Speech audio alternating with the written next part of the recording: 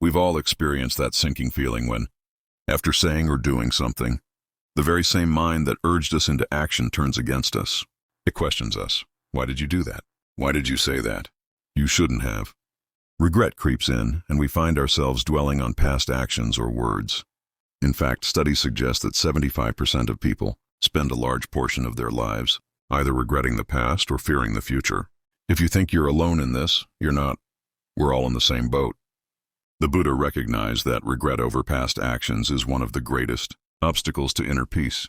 To address this, he offered a simple yet profound solution. Be mindful of your actions. Before acting, consider whether what you're about to do will cause suffering to yourself or others. If it will, refrain from doing it. That's the starting point. But how do we put this into practice? How do we avoid piling up regrets?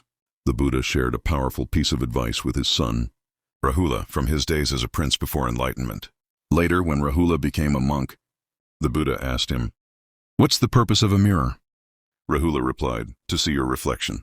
The Buddha then explained, "Just like a mirror, you must reflect deeply before acting or speaking. Ask yourself, will this bring suffering to me or others? Am I acting out of an unwholesome state of mind?" If the answer is yes, he urged Rahula to avoid that action entirely. Why? Because actions driven by an unwholesome mind lead to suffering, much like a cartwheel follows an ox, as the Buddha famously said in the opening verse of the Dhammapada. So the key is to pause and reflect wisely. Will this action harm me? Will it hurt others? If, upon reflection, you see that it will bring happiness to yourself and others, and it stems from a wholesome intention, then go ahead and do it. This is where mindfulness comes in. It's not about acting mindlessly. It's about awareness, knowing why we do what we do.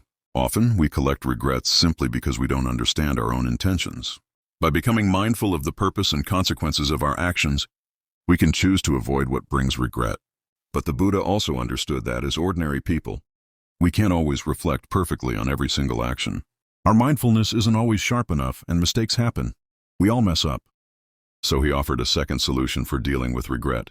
Don't hide it. If you've done something you regret, don't bury it inside. Instead, share it with someone wise and understanding, a spiritual teacher, a trusted friend, or a supportive community. Be open about it rather than concealing it. Why does this help? Two things happen when you confess to wise people. First, it lightens your mind. Speaking it out loud releases the stress, tension, and negative energy that's been building up.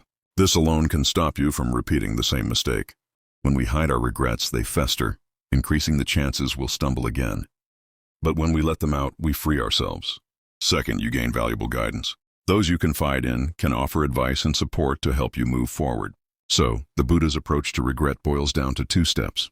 First, prevent it by cultivating mindfulness and reflecting on your actions beforehand. Second, if regret does arise, don't let it fester. Talk about it and let it go. By recognizing our mistakes, accepting them, and resolving not to repeat them, we can free our minds and find peace. This is why mindfulness, self-reflection, and the courage to own our past errors are so vital. They're the path to a happier, more peaceful life for all of us. All the parentheses and timestamps are gone. Let me know if you need anything else adjusted